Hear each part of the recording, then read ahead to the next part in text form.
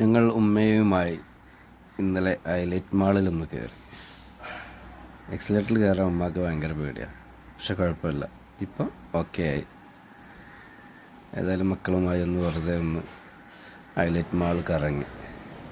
ഇതാ ഒരു മാലാകക്ക് അതിനുള്ളിൽ പറക്കാനൊക്കെ ഭയങ്കര ആഗ്രഹം. എന്ത് ചെയ്യാനാ, അവൾ കണ്ണും തള്ളി നിൽക്കുന്നു. അവളെ ചെറിയൊരു വീഡിയോ ഒക്കെ എടുത്ത് ഞങ്ങളങ്ങനെ കറങ്ങി രസമാക്കി. മക്കളുടെ എൻജോയ്മെൻറ്റ് അത്ര തന്നെ. ഏതായാലും ഭയങ്കര ഒരു വൈബാണ് ഹൈലൈറ്റ് മാളിൽ.